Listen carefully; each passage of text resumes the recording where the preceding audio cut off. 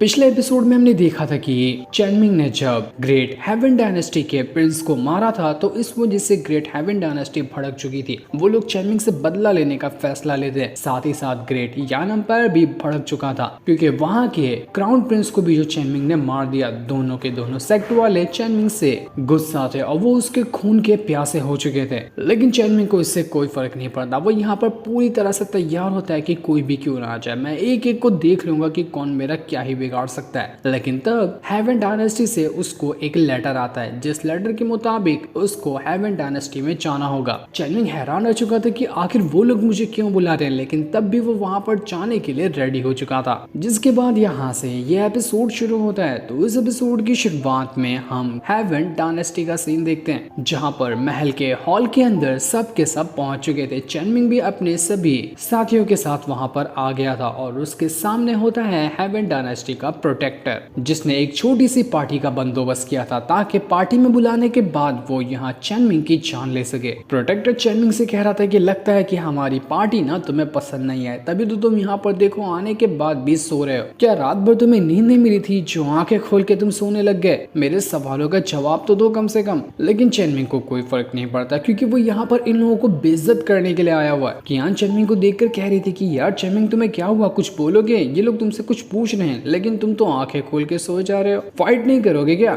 या कुछ तुम्हारे साथ प्रॉब्लम हुई है? प्रॉब्लम हुई है तो बताओ, मैं सोल्यूशन निकालती हूँ। लेकिन चैनमिंग फिर भी उसको कोई जवाब नहीं दे रहा था। उसको कोई मतलब ही नहीं होता है कि यहाँ पर कौन क्या पूछ रहा है उससे। शियामी वहां पर आने के बाद चैनमिंग से कहती है कि अगर आपको नींद आ रही है ना तो आप सो जाओ, बाकी सारी चीजें हम यहाँ पर हैंडल करते हैं, हम किस काम आएंगे। प्रोटेक्टर जो था वो अंदर ही अंदर अपने मन में कह रहा था कि चैनमिंग तूने मेरे बेटे को मारा है, मेरा बेटा था बेटा 111, उसको तूने बड़ी बेरहमी के साथ मार दिया। यानी कि जिस बेटा 111 को चैनमिंग ने मारा था उसका बाप है ये प्रोटेक्टर। इसी का बदला लेने के लिए इसने चैनमिंग को बहाने से यहाँ पर बुलाया ताकि वो यहाँ चैनमिंग की जान ले सके। वो कह रहा था कि जान का बदला जान होता है, चैनमिंग आज तो मेरे हाथों ही मरेगा। काफी देर तक इंतजार करने के बाद जब चैनमिंग कोई जवाब नहीं देता तो प्रोटेक्टर कहता है कि लगता है ना मेरे संबंध का बांध अब टूट चुका है। मैंने इतनी अच्छी पार्टी रखी यहाँ पर, तुम्हें बुलाया कि हम दोनों आपस में कुछ बातें कर सकते हैं, लेकिन तुम तो जवाब देने के लिए रेडी ही नहीं हो। तो ठीक है, हम यहाँ पर बैटल शुरू कर रहे हैं। मुझे नहीं लगता कि बातचीत से कुछ होने वाला है, तो हाथ पैर ही अब चलाना पड़ेगा। शियामी प्रोटेक्टर से कहती कि देख जो भी तुझे करना है शांति से कर, हमारे सेक्ट मास्टर अभी सो रहे हैं, उनकी नींद खराब हुई ना तो तुझे तो यहाँ पर बुरी मौत मारेंगे। जो सुनकर प्रोटेक्टर भड़क चुका था तो वो यहाँ पर अपने 4 सबसे खास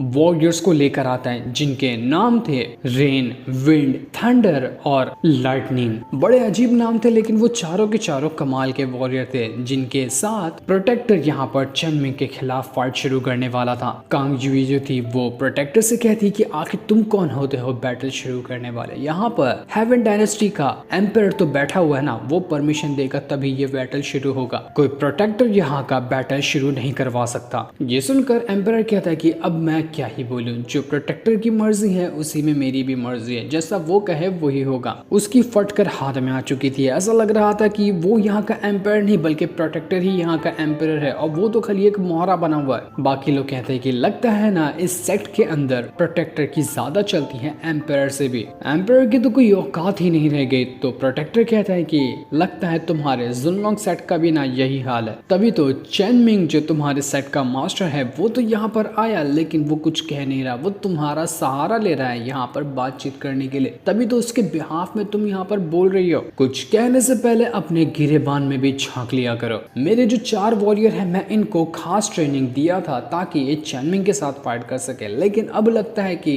उसके अलावा ये चारों अब तुमसे फाइट करने जाएंगे। तुम भी 4 हो और हमारे वॉरियर भी 4 हैं, तो क्या तुम्हें हमारा ये चैलेंज एक्सेप्ट है? अगर एक्सेप्ट है तो तुम लोग हमसे फाइट कर सकते हो, वरना हम तुम्हें ऐसे ही मार देंगे। जिस पर शियामी और बाकी कहते हैं कि हाँ हम किसी से डरते हैं क्या, हम लोग भी बहुत पावरफुल है, हम 4 हैं और हमारे नाम है आसमान, जमीन, सूरज, चांद। हम लोग यहाँ पर तुम्हारे रेन, विंड, थंडर, लाइटनिंग से फाइट करने के लिए रेडी हैं। बहुत ही ज्यादा फनी नेम थे इन लोगों के। इसके बाद सभी बैटल अरीना के अंदर आकर पहुंच जाते हैं, लेकिन चैनमिंग तो अभी भी वहां पर आराम से सो रहा था, उसको कोई मतलब नहीं था, बस वो आराम की झप्पी मार रहा था। कियान चैनमिंग से कहती है कि लगता है आज कुछ तो कुछ गड़बड़ है, तुम इतना ज्यादा तो नहीं सोते हो, कभी भी कुछ इंपॉर्टेंट बात होती है तो, लेकिन आज देखो कि कैसे घोड़े बेचकर सो रहे हो। वो उसको उठाने की कोशिश करती है लेकिन चैनमिंग जब नहीं उठता तो वो कहती है कि भाड़ भाड़ में गया, मैं भी तुम्हारी मदद नहीं करने वाली, मैं भी जा रही हूँ सोने के लिए। तो वो उसी के बाजू में जाकर सो जाती है कि जब चेनमिंग ही कोई काम नहीं कर रहा तो मैं उसकी मदद करके अचार डालूंगी। इसके बाद अब देखते ही देखते शियामी और बाकी जो थे उन सभी की फाइट प्रोटेक्टर के 4 वॉरियर से शुरू हो जाती है। वो फाइट बहुत ज्यादा कमाल की थी, सभी अपनी पावर का इस्तेमाल करते हुए एक दूसरे के ऊपर अटैक कर रहे थे, लेकिन वो 4 वॉरियर कमजोर लग रहे होते हैं शियामी और बाकियों के सामने। जितर भी उनके साथ थी तो जितर भी एक से बढ़कर एक अटैक वो उन लोगों के ऊपर किए जा रही थी। कुछ ही टाइम के अंदर ऐसा लग रहा था कि ये चारों के चारों वॉरियर ढेर हो जाएंगे, पर उन वॉरियर ने भी शियामी और बाकियों को अच्छी टक्कर दी थी। वो लोग यहाँ पर बहुत बढ़िया तरीके से मुकाबला कर रहे थे बाकियों का। पूरे आसपास के इलाके में धमाका होने लग जाता है इस बैटल की वजह से। और ये लोग जब यहाँ पर बैटल लड़ रहे थे तो प्रोटेक्टर कहता है कि यही सबसे बेस्ट मौका है चेनमिंग को 4 से मार डालने का। इसकी 4 जो लड़कियां हैं वो अभी तो बैटल में बिजी हैं, वो इसको बचाने के लिए नहीं आएगी, और ऊपर से ये चेनमिंग सो रहा है, तो यही मौका उठाते हुए मैं इसको जान से मार देता हूँ। लेकिन तभी वहां पर चेनमिंग नींद से बाहर आ जाता है। उसकी नींद पूरी हो चुकी थी और बाहर आने के बाद वो देख रहा होता है कि अरे यार यहाँ पर फाइट किसकी हो रही है, क्या हो रहा था यहाँ पर, लगता है थोड़ी ज्यादा लंबी नींद मार लिया मैंने। प्रोटेक्टर चेनमिंग को देखकर कहता है कि चेनमिंग तुझे ना शायद याद भी नहीं होगा, लेकिन तूने मेरे बेटे को मारा है जिसका नाम बेटा 111 था। तो आज यहाँ पर एक बाप अपने बेटे की मौत का बदला लेने के लिए आया हुआ है, अब तू मरेगा, मैं यहाँ पर तेरी जान ले लूंगा। इसके बाद वो अपनी पावर की मदद से अपनी स्पिरिट को बाहर निकालता है और सीधा चेनमिंग के ऊपर हमला कर देता है। वो स्पिरिट सीधा चेनमिंग के स्पिरिचुअल वर्ल्ड के अंदर जाकर पहुंच चुकी थी। यहाँ पर आने के बाद प्रोटेक्टर कह रहा था कि मैं चेनमिंग तेरी सोल के ऊपर कंट्रोल हासिल कर लूंगा, उसके बाद तेरी सोल को डिस्ट्रॉय करूंगा जिससे तू इसी टाइम मर जाएगा। आसान नहीं बल्कि बहुत ही खतरनाक वाली मौत मैं तुझे देने वाला हूँ, तो तू मरने के लिए बिल्कुल रेडी हो जा। चेनमिंग कहता है तो इतना ज्यादा इंतजार क्या कर रहा है, जल्दी आना, मेरे पास ज्यादा टाइम नहीं है तुझसे फाइट करने के लिए, आजा जरा मैं भी तो देखूं कि तेरे बोलने में और तेरे करने में कितना डिफरेंस है। ये सुनकर प्रोटेक्टर पूरे गुस्से के साथ अपने टेंटिकल्स बाहर निकाल कर सीधा चेनमिंग को घायल कर देता है। उसके टेंटिकल्स चेनमिंग के अंदर जाकर फंस चुके थे। पहला ही अटैक उसने बहुत ही खतरनाक वाला कर दिया, जिस वजह से डिवाइन ट्रेजर के अंदर वार्निंग्स आने लगती है, और ये वार्निंग्स यहाँ पर कियान को नींद से जगा देती है। नींद से बाहर आने के बाद कियान घबरा चुकी थी कि यार ये क्या हुआ, डिवाइन ट्रेजर इतनी सारी वार्निंग क्यों दे रहा है, चेनमिंग ठीक तो है ना। वो जैसे ही चेनमिंग और प्रोटेक्टर को आमने सामने बिल्कुल स्टॉप होकर खड़ा हुआ देखती है तो वो समझ जाती है कि ये लोग स्पिरिचुअल वर्ल्ड के अंदर फाइट कर रहे हैं, मुझे चेनमिंग को जाकर बचाना होगा, वो कहीं किसी मुसीबत में ना पड़ गया हो। इसलिए जैसे ही वो चेनमिंग के स्पिरिचुअल वर्ल्ड के अंदर आती है उसको वहां पर कोई दिखाई नहीं देता, वो जगह पूरी तरह से खाली थी। वो हैरान कि अरे ये दोनों कहाँ गायब हो गए, यही पे तो फाइट कर रहे थे, अचानक से कैसे गायब हो गए। तो वहीं हम चेनमिंग और प्रोटेक्टर की स्पिरिट को देखते हैं। चेनमिंग ने प्रोटेक्टर की स्पिरिट को किसी और वर्ल्ड के अंदर ले आया था। यहाँ पर आने के बाद बहुत सारे कांच लगे होते हैं और उन सभी के अंदर प्रोटेक्टर की स्पिरिट की शक्ल दिखाई जा रही थी। प्रोटेक्टर ये देखकर घबरा जाता है कि बाप रे ये शैतान कौन है, ये कैसा अजीब शैतान है, मुझे डर लग रहा है इससे। बेचारा खुद की शक्ल आईने में देखकर डर चुका था। चेनमिंग कहता है कि वेलकम है तेरा मेरे स्पिरिचुअल वर्ल्ड के सेकंड लेयर में, यहाँ पर इससे पहले आज तक के कोई भी नहीं आया था, तू पहला इंसान है, तो खुद में गर्व महसूस कर सकता है कि तू मेरे स्पिरिचुअल वर्ल्ड के सेकंड लेयर में पहुंचा। प्रोटेक्टर की स्पिरिट कह रही थी कि तू इंसान नहीं, तू बहुत ज्यादा अजीब चीज है, ये कैसी जगह पर तूने मुझे फंसा दिया, ना यहाँ से बाहर निकलने का रास्ता है ना कुछ है, खाली हर जगह मुझे मेरी ही शक्ल दिखाई दे रही है, अरे मुझे चक्कर आने लग गया, कोई बचाओ मुझे, मैं बदला भी नहीं लूंगा, मुझे तो बस बाहर निकाल, अपनी सारी दुश्मनी को मैं सॉर्ट आउट कर दूंगा। लेकिन चेनमिंग कहता है कि कुत्ते की दुम कभी सीधी नहीं होती, मैं यहाँ पर तुझे यहाँ से जिंदा जाने बिल्कुल भी नहीं दूंगा, क्योंकि मैंने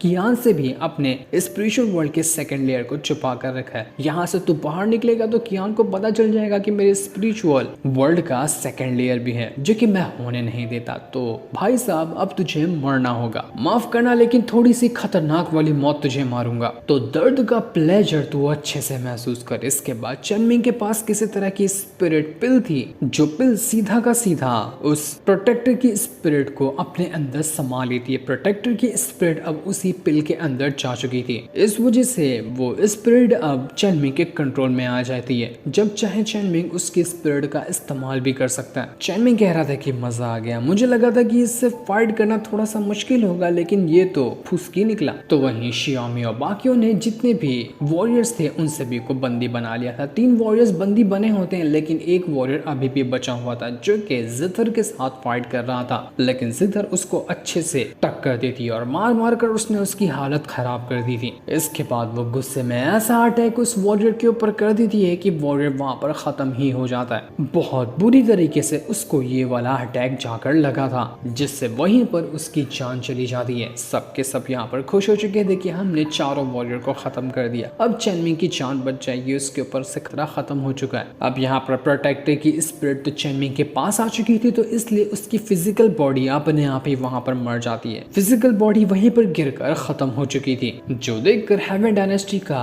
एम्पायर कहता है कि अरे प्रोटेक्टर मर गया, तू सच में मर गया है ना, ला जरा मैं एक बार चेक करूँ कि तू मरा है या तेरे अंदर अभी भी सांसें बाकी है। चेक करने पे उसको कंफर्म हो जाता है कि ये प्रोटेक्टर मर गया। इस वजह से वो एम्पायर सुकून की सांस लेता है कि गई एक मुसीबत। वो चेनमिंग का शुक्रिया करते हुए कह रहा था कि चेनमिंग तुम्हें नहीं पता कि ये प्रोटेक्टर ना मेरे जिंदगी में काल बनकर बैठा हुआ था। हूँ मैं हेवन डायनेस्टी का एम्पायर, लेकिन ये मेरे से ज्यादा हुक्म चलाता था, कुछ करने पे जान से मारने की धमकी देता था, लेकिन आज तुमने यहाँ पर इसको मार करना मुझे सुकून दिलाया। अब मैं सुकून से अपने हेवन डायनेस्टी के अंदर रह सकता हूँ। उसी के साथ साथ जिस हेवन डायनेस्टी के प्रिंस को और उसकी वाइफ को तुमने मारा था, वो लोग भी इसी प्रोटेक्टर के साथ मिले हुए थे और सब मिलकर मुझे मेरी गद्दी से बाहर निकालने की कोशिश कर रहे थे, लेकिन तुमने मेरे सारे दुश्मनों को खत्म कर दिया। तुम्हारा ये एहसान मैं कभी नहीं भूलने वाला। तो चेनमिंग कहता है कि अच्छा, अब मुझे तुम्हारा प्लान समझ में आया ना कि तुम मुझे पार्टी में क्यों बुला रहे थे। तुम्हें पता था कि मैं इस प्रोटेक्टर की जान ले लूंगा, मेरे अलावा कोई भी इसकी जान नहीं ले सकता,